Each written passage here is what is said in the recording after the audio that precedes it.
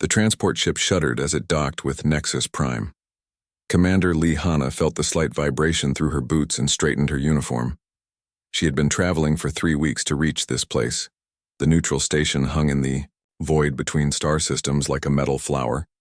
Its curved arms stretched out in all directions, each one housing different alien species. Hana walked down the corridor toward the main council chamber. Her footsteps echoed in the wide hallway. The walls were made of some kind of smooth metal that seemed to glow with its own light. She had never seen anything like it on Earth. But then again, humans were still new to this whole galactic community thing.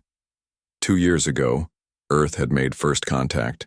It was not the peaceful meeting that movies always showed. Instead, it was more like walking into a room full of strangers who were already talking about you. The galaxy had many species, and most of them had been watching Earth for decades. They knew about humans before humans knew about them. The hallway opened into a massive chamber. The ceiling disappeared somewhere high above in the shadows. Around the circular room, different alien species sat in their designated areas. Hana recognized some of them from the briefing materials she had studied during her journey. The Vorthak sat on the left side. They looked like giant lizards that had learned to walk upright. Their scales were dark green and their eyes were yellow. Each one was about 8 feet tall and twice as wide as a human. They ruled over 12 star systems and had the biggest military fleet in this part of the galaxy. Across from them sat the Cleth. These aliens looked like insects that had grown to the size of horses. Their bodies were covered in hard shell plates that clicked when they moved. They had 4 arms and moved with quick, nervous gestures. The Cleth controlled most of the trade routes between systems. There were other species too. The Morvani looked like walking trees with too many branches. The Zelith were small and gray with large black eyes. Each group had their own section of the chamber, and all of them were watching Hana as she walked to the center of the room. A voice boomed from somewhere above. It spoke in perfect English, though Hana could hear the electronic translation happening in real time. Commander Lee, Hana of Earth. You stand before the Galactic Council as representative of your species. Hana looked up but could not see who was speaking. The voice seemed to come from everywhere at once. I am here as requested, she said. Her voice sounded small in the huge chamber, but she kept it steady. A platform descended from the ceiling. On it stood a Vorthak that was even larger than the others. His scales were darker, almost black, and he wore what looked like ceremonial robes. This had to be Counselor Vex, the one who had sent the message to Earth. I am Vex of the Vorthak Empire, he said. His voice was deep and rumbling, like rocks falling down a mountain. I speak for the Council today. Hana nodded. I am ready to hear what you have to say. Vex stepped forward to the edge of his platform. Your species troubles us, human. In 2 years you have established colonies on 6 worlds. You have built mining stations in 3 asteroid fields. You have expanded faster than any new species we have ever observed. We are explorers by nature, Hana replied. We like to see what is beyond the next hill. It is more than that, said a voice from the Cleth section. The speaker was slightly larger than the others, with additional shell plates along its arms. You take worlds that other species consider too dangerous. You build where others would not dare to land. Hana thought about the colony on Kepler 442b. The planet had acid storms that could melt through most metals. Human engineers had simply built underground and used the acid to power their generators. Or the mining station in the Vortex Belt, where the asteroids moved so fast and unpredictably that most species considered it suicide to enter. Humans had developed new navigation systems and were now pulling rare metals out of rocks that spun through space at incredible speeds. We adapt, she said simply. You do more than adapt, Vex rumbled. You conquer. You take what others fear, and make it serve you. A murmur ran through the chamber. The different species were talking among themselves in their own languages. Hana could not understand the words, but the tone was clear. They were worried. Vex raised one massive hand for silence. This is why you are here, human. Your species grows too quickly. You expand too boldly. Some among us believe you will become a threat to the stability of our region. And what do you believe? Hana asked. I believe, Vex said slowly, that your species must prove it deserves the freedom it currently enjoys. The chamber fell completely silent. Hana felt her heart beat a little faster, but she kept her expression calm. This was what Earth Command had expected. The other species were afraid of human expansion and wanted to put limits on it. What kind of proof? She asked. Vex smiled, showing rows of sharp teeth. A trial, a test of worthiness that has been used for centuries when new species join our community. You will face the crucible. More murmurs ran through the chamber. Some sounded excited, others sounded worried. Hana did not like either reaction. Tell me about this crucible, she said. A new platform descended from the ceiling. On it was a device that projected images in the air above the chamber. The first image showed what looked like a massive dome made of glass and metal. Inside, Hana could see different types of terrain. There were forests, deserts, rocky mountains, and swampy areas. It looked like someone had taken pieces from different planets and put them all in one place. The crucible contains environments from across the galaxy, Vex explained. It also contains life forms from these worlds, predators, hunters, killers. The images changed to show different creatures. Hana saw things that looked like wolves but with too many teeth. There were lizards the size of trucks with armor plating along their backs. Something that might have been a cross between a spider and a shark moved through what looked like thick jungle. Every species that seeks full membership in the galactic community must send a champion to face the crucible, Vex continued. The trial lasts 1 hour. If the champion survives, their species is granted full autonomy and respect. And if they do not survive? Hana asked, though she already knew the answer. Then their species is placed under the guidance of the Council. For their own protection, of course. Hana looked around the chamber. Every alien was watching her, waiting for her response. She thought about Earth, about the colonies spreading across the galaxy, about the millions of humans who were counting on her to make the right choice. When do I start? She said. The preparation chamber was small and cold. Hana sat on a metal bench and checked her equipment one more time. The aliens had given her basic survival gear, a knife with a carbon steel blade, a water container that held 2 liters, a small medical kit with bandages and pain medication. Her standard military uniform would have to protect her from whatever was waiting inside. Through the thick window, she could see the crucible dome. It was even bigger than she had thought. The glass panels reflected the light from Nexus Prime, making it look like a giant eye watching her. Inside, she could see different colored areas where the various environments had been built. A Cleth technician scuttled into the room. Its 4 arms moved independently as it attached monitoring devices to Hana's uniform. The devices were small and light, but she knew they would track everything she did inside the dome. These will monitor your vital signs, the technician said in its clicking voice. Heart rate, breathing, body temperature. The Council wishes to study how your species responds to extreme stress.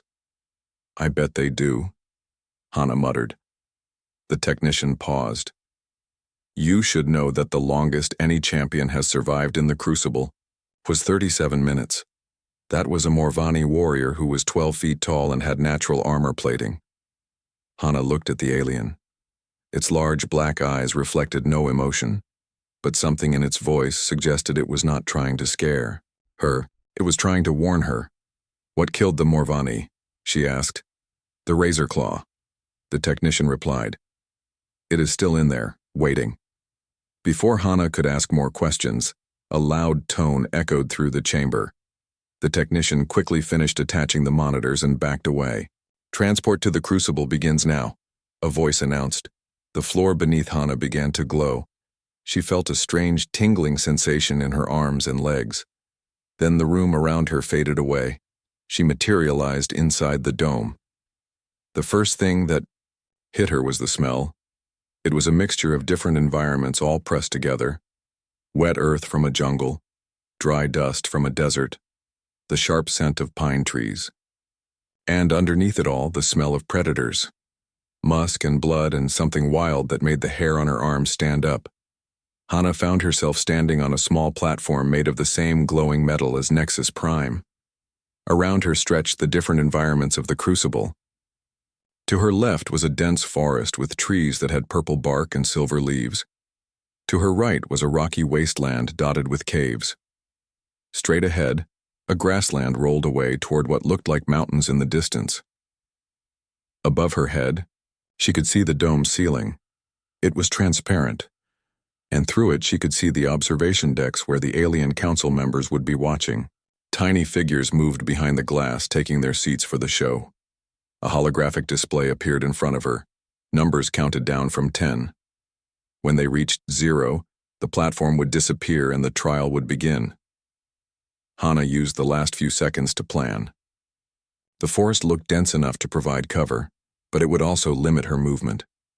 The rocky area might have caves she could use for shelter, but caves could also be traps. The grassland offered the best visibility, but it also left her exposed. The counter reached 0. The platform vanished. Hana ran toward the rocky area. Her boots hit solid ground and she kept moving, not wanting to stay in one place too long. Everything she had learned in military training told her to find cover and assess the situation before taking action. She reached a cluster of large boulders and crouched behind one. From here she could see most of the arena while staying hidden. The dome was even bigger than it had looked from outside. She estimated it was at least 2 miles across, with the ceiling about 500 feet high. Movement caught her eye. Something was walking through the purple forest. It was hard to see clearly through the strange trees, but it looked big, much bigger than a human. Then she heard the sound, a low howling that seemed to come from multiple directions at once. Not one animal, but several. A pack. Hana checked her knife and water. She had studied pack hunters during her military training. Wolves, wild dogs, hyenas. They all followed similar patterns. They would try to surround their prey, cut off escape routes, then attack from multiple angles. The howling grew louder. 3 shapes emerged from the forest. They looked like the wolf creatures she had seen in the holographic display, but they were bigger in person. Each one was the size of a large bear, with gray fur that seemed to shift and change color as they moved. Their teeth were visible even from a distance, long curved fangs that dripped with something that hissed when it hit the ground. Shadowhounds. That was what Vex had called them. The lead creature was bigger than the other 2. It moved with the confidence of a pack leader, head high, scanning the area for threats. The other 2 flanked it on either side, staying slightly behind. Hana watched them approach her hiding spot. They moved carefully, testing the air with their noses. She realized they were hunting by scent. Her scent, she needed to move before they surrounded her position. But where could she go? Looking around the rocky area, she spotted something useful. About 50 feet away, there was a narrow gap between 2 large rocks. It was just wide enough for a human to squeeze through, but too narrow for the shadowhounds. If she could reach it, she would have a defensible position. The pack leader raised its head and looked directly at her hiding spot. Its yellow eyes seemed to glow in the strange light of the dome. It had found her. Hana took a deep breath and ran. Hana ran as fast as she could across the rocky ground. Behind her, she could hear the shadowhounds giving chase. Their claws clicked against the stone as they bounded after her. She could hear their breathing, heavy and eager. The gap between the rocks was still 30 feet away. 20 feet, 10 feet. She dove through the opening just as the pack leader lunged. Its massive head crashed into the rock where she had been standing a split second before. The creature snarled and tried to push its way through the gap, but its shoulders were too wide. Hana found herself in a narrow canyon between the rocks. It was only about 6 feet wide and stretched back about 20 feet before ending in a solid wall. She had found safety, but she had also trapped herself. The pack leader paced back and forth outside the entrance. The other 2 shadowhounds spread out, one on each side, blocking any escape route. They were smart enough to know she would have to come out eventually. From her position in the canyon, Hana could see the timer display that floated in the air above the arena. 8 minutes had passed. 52 minutes remained. She needed to turn this situation around. Right now, she was the prey and they were the hunters. But humans had not survived on Earth by being prey. They had survived by becoming the thing that other creatures feared. Hana studied the canyon walls around her. The rock was hard but had natural cracks and ledges. She could climb if she needed to. More importantly, there were loose stones scattered on the ground. Some were small enough to throw. Others were big enough to use as weapons. The pack leader was still trying to force its way through the entrance. Each time it pushed forward, its shoulders scraped against the rock. The creature was getting frustrated, and frustrated predators made mistakes. Hana picked up a stone about the size of her fist. She waited until the pack leader pushed its head through the gap again, then threw the stone as hard as she could. It struck the creature right between the eyes. The shadow hound yelped and pulled back. For a moment, all three creatures looked surprised. Hana realized that none of the previous champions had probably fought back effectively. They had run and hidden until the predators eventually caught them. But Hana was not like the other champions. She picked up another stone and threw it at the pack leader. This one hit it in the nose. The creature snarled and shook its head. A third stone caught it on the side of the jaw. Now the shadow hound was angry. It charged forward into the gap with more force than before. This time, it pushed so hard that its shoulders actually started to squeeze through the opening. Rock scraped against its fur, but it kept pushing. Hana smiled. This was exactly what she had been hoping for. She grabbed the largest rock she could lift, about the size of a watermelon, and waited. The pack leader pushed deeper into the gap, its yellow eyes fixed on her with pure hatred. Its massive jaws snapped at the air, trying to reach her. When the creature was halfway through the opening, Hana acted. She ran forward and brought the large rock down on the shadow hound's spine with all her strength. The sound that echoed through the arena was unmistakable. Bone turned to powder under the impact. The pack leader's eyes went wide with shock, then went dark. Its massive body went limp, wedged in the gap between the rocks. Hana checked the timer. 14 minutes had passed. The two remaining shadow hounds stared at their dead leader. They had never seen anything like this before. Their pack leader, the strongest and most experienced hunter among them, had been killed by prey that weighed less than half what they did. Hana climbed over the dead pack leader's body and squeezed through the gap. She stood in the open, facing the two surviving shadow hounds. They backed away from her. For the first time in the trial, the predators looked afraid. Hana walked over to the dead pack leader and examined its body. The creature's saliva had been eating through the rock where it dripped. That meant it was acidic. Useful. She used her knife to carefully cut open the glands in the creature's mouth. The acid inside hissed and bubbled when it contacted the air, but she managed to collect some in her water container. She now had a weapon that could eat through armor or shell plating. The two surviving shadow hounds watched her work. They had stopped backing away, but they were not approaching either. They seemed to be trying to understand what she was. Up in the observation decks, the alien council members were having similar thoughts. Through the transparent dome ceiling, Hana could see them moving around, pointing at her, talking among themselves. This was not going the way they had expected. Hana finished collecting the acid and looked at the remaining shadow hounds.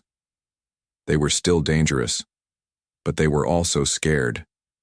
Scared animals were unpredictable, but they were also easier to control. She picked up a stone and threw it at the closer shadow hound. The creature jumped back several feet. She threw another stone and it backed away even further. Hana was hurting them now, pushing them back toward the forest. The creatures obeyed because their instincts told them to avoid the thing that had killed their pack leader. They had never encountered anything like a human before. As she drove the shadow hounds back into the purple trees, Hana heard new sounds from other parts of the arena. Heavy footsteps from the direction of the desert, a sound like metal scraping against stone from the grasslands. Whatever else lived in the crucible was starting to move. The alien council had probably expected the shadow hounds to finish her quickly. When that failed, they had activated other predators to ensure the trial stayed on schedule. Hana checked the timer again. 18 minutes had passed. She looked around the arena, taking inventory of what she now knew. The shadow hounds were afraid of her. She had acid that could dissolve armor.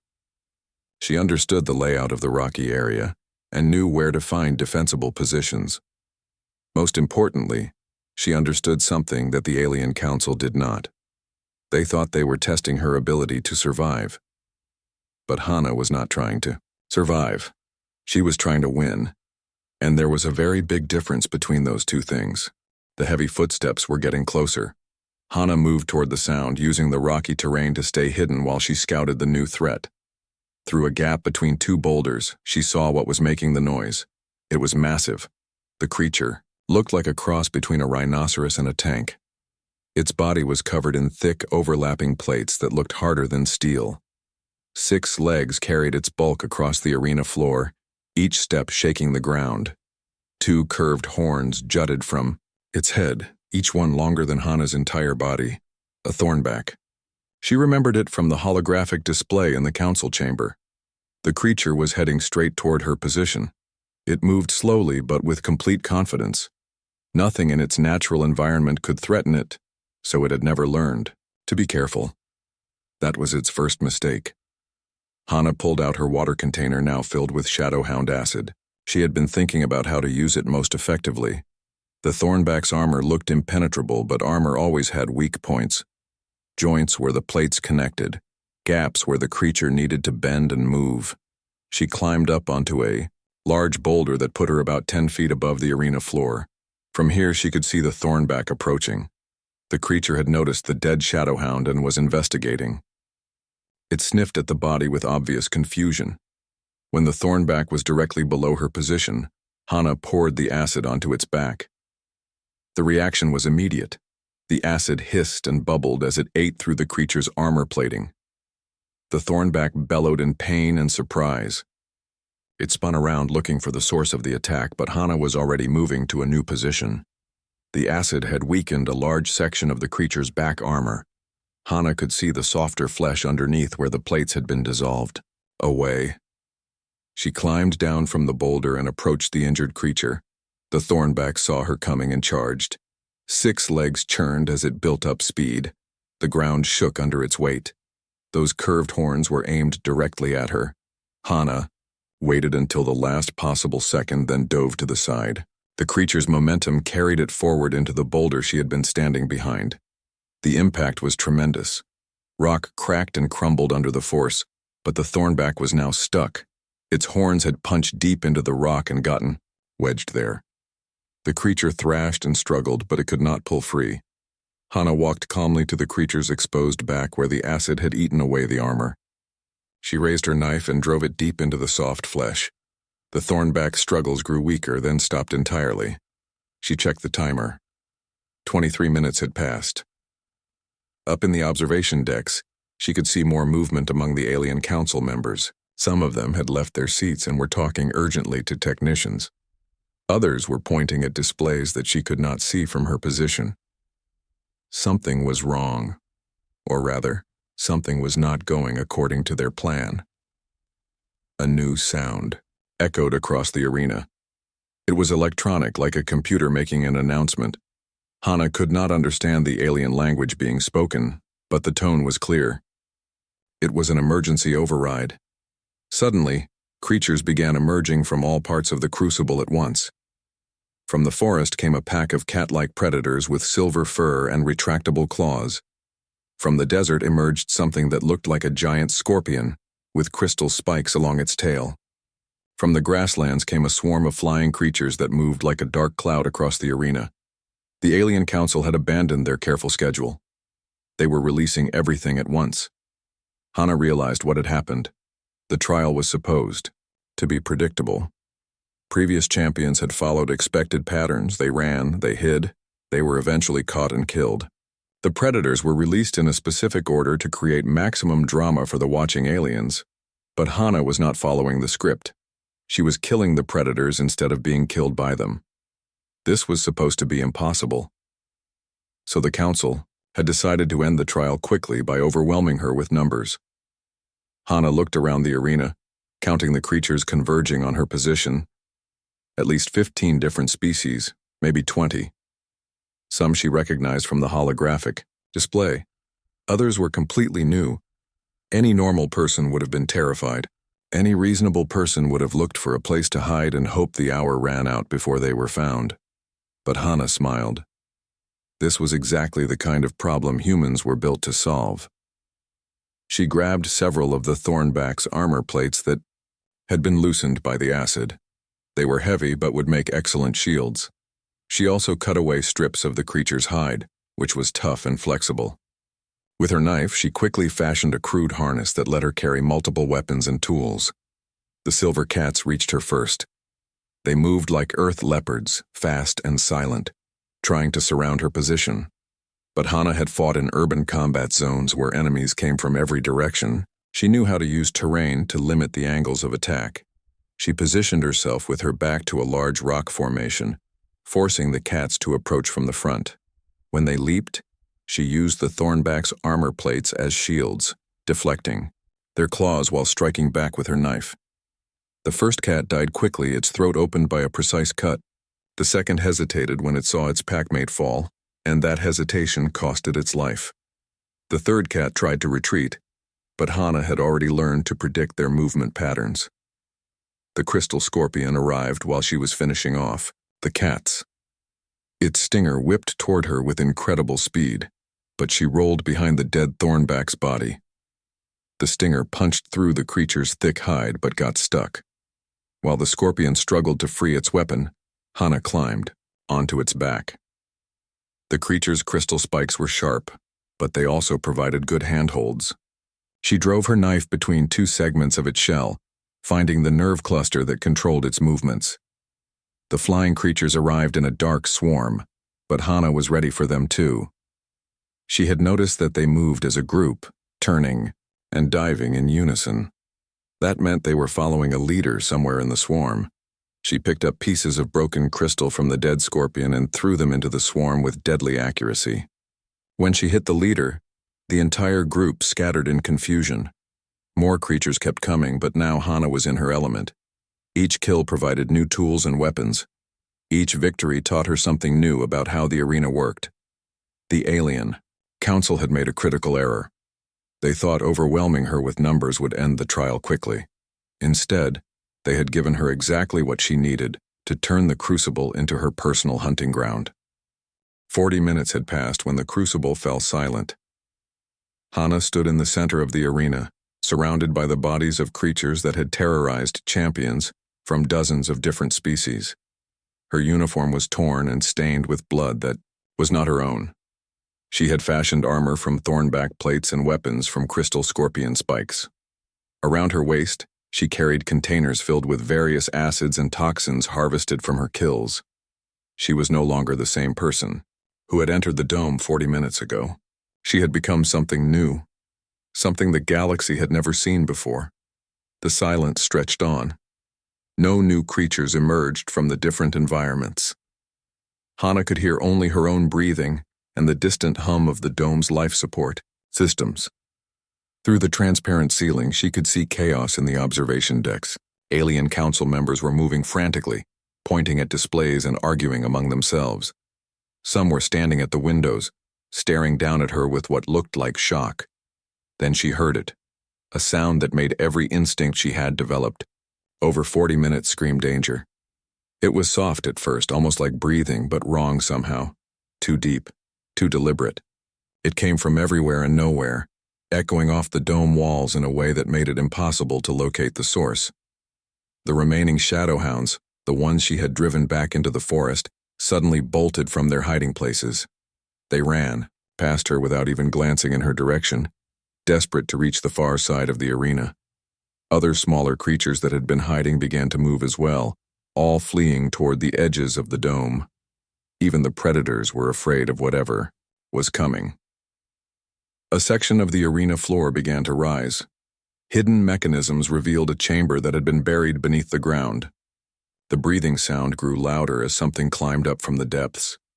The Void Stalker emerged into the light.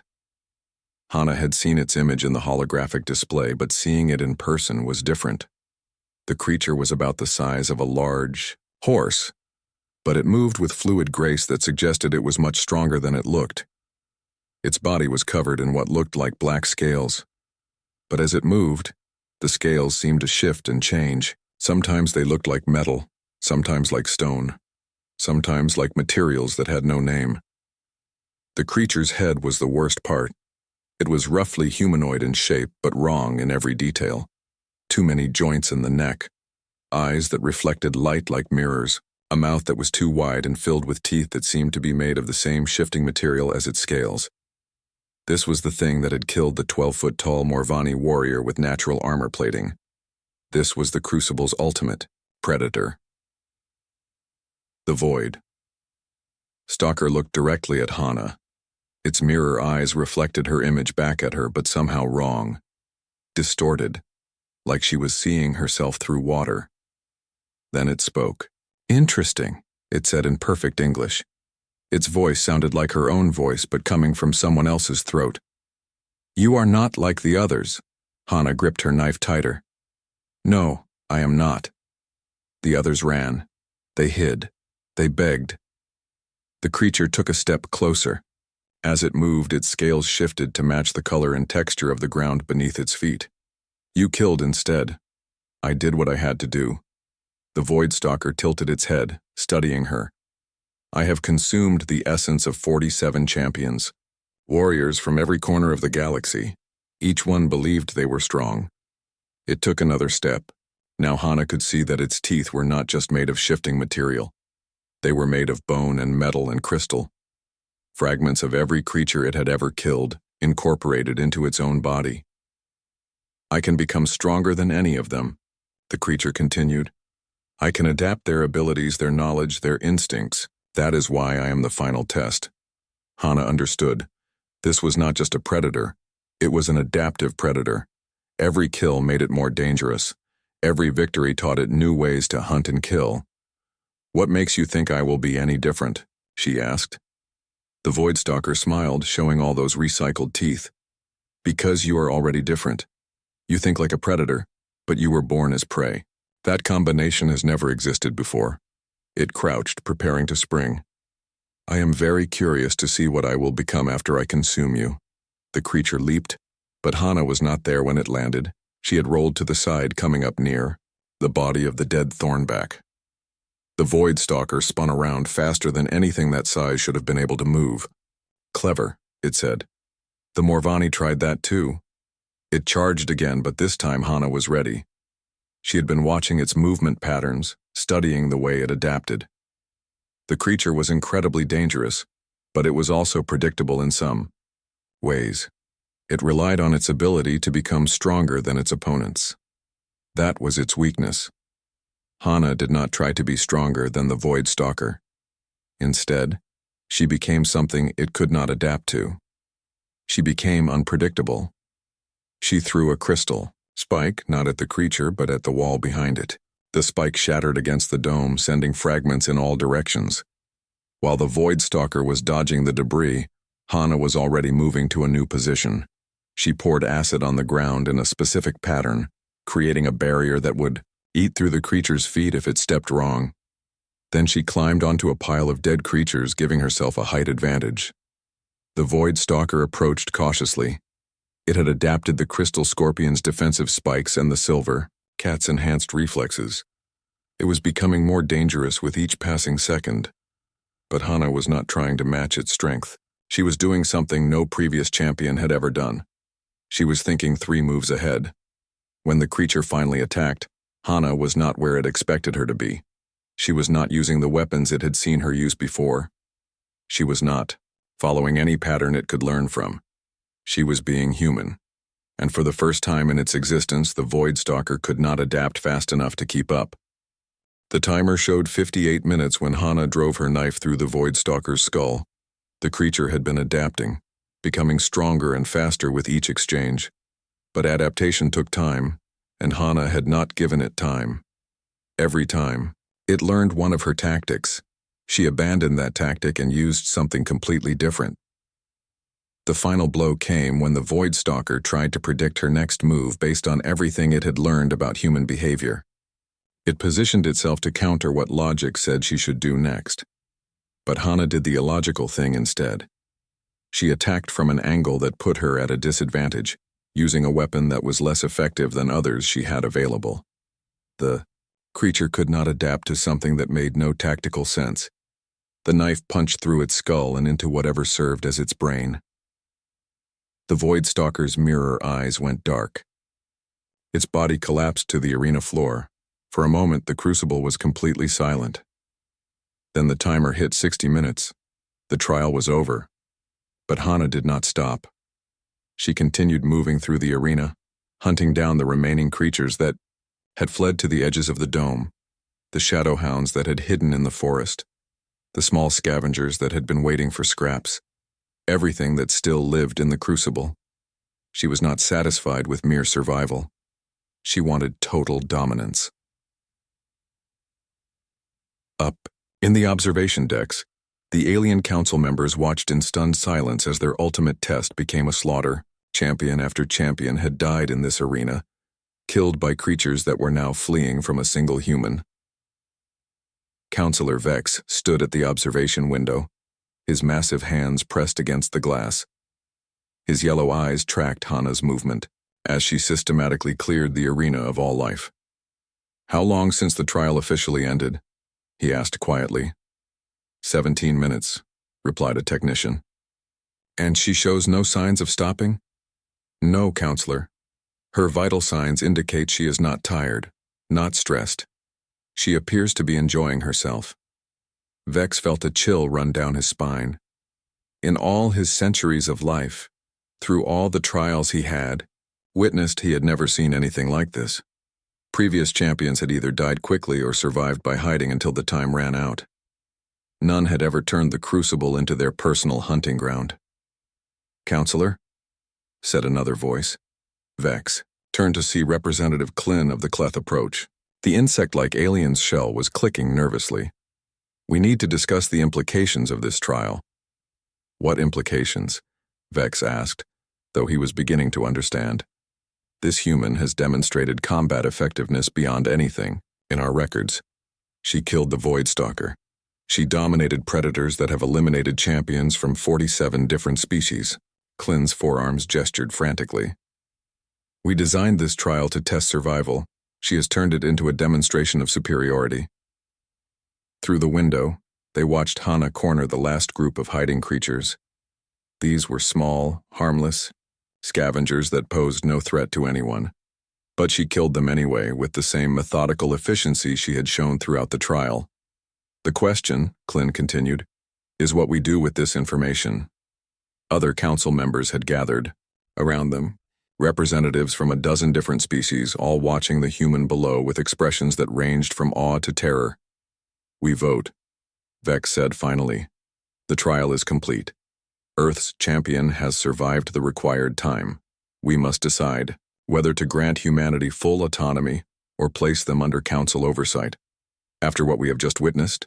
asked the Morvani representative, its tree-like form rustling with anxiety.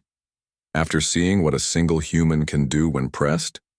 "Especially after what we have witnessed," Vex replied grimly. The vote was called. One by one, each species representative made their choice. The electronic tally appeared on displays throughout the observation area. Unanimous. Not a single vote for council oversight. Earth would remain completely autonomous. But as the council members filed out of the observation area, they were all thinking the same thing. The vote had not been based on respect for human achievement. It had been based on fear of what humans might do if they felt threatened. Down in the arena, Hana stood alone among the corpses of creatures that had terrorized the galaxy's greatest warriors. The transport beam activated, preparing to retrieve her from the crucible. She looked up at the observation decks one last time. Through the transparent dome, she could see alien figures moving behind the windows. Some were backing away from the glass. Others had already left entirely. "Good," she thought. "Let them be afraid." The transport beam enveloped her, and she materialized. Back in the preparation chamber, the same Cleth technician was waiting to remove the monitoring equipment from her uniform. "How do I compare to the other champions?" Hana asked as the technician worked. The alien paused. Its large black eyes studied her for a moment before it answered. "There are no other champions," it said quietly. "There is only you." Hana nodded. That was exactly the message she had hoped to send. 3 hours later, she was aboard a transport, heading back to Earth. The ship was provided by the Council, along with an official document granting humanity full membership in the galactic community with no restrictions or oversight. As the ship jumped to hyperspace, Hana looked out at the stars and smiled. The alien species thought they had been testing humanity's worthiness to remain free. What they had actually done was demonstrate to the entire galaxy why every species should be very, very careful about making humans their enemies. Back on Earth, when the news of the trial reached the colonial governments, the reaction was immediate. Construction began on new ships. New colonies were planned. New territories were claimed. And across the galaxy, alien species began reinforcing their borders and reconsidering their expansion plans. They had learned an important lesson from the Crucible trial. Humans were not prey. They were not even normal predators. They were something much worse. They were apex predators who could think, plan, and adapt faster than anything the galaxy had ever seen. The age of human expansion had begun in earnest, and every other species in the galaxy would have to decide whether they wanted to be friends with humanity, or whether they wanted to find out what happened to humanity's enemies. Most chose friendship. It seemed much safer.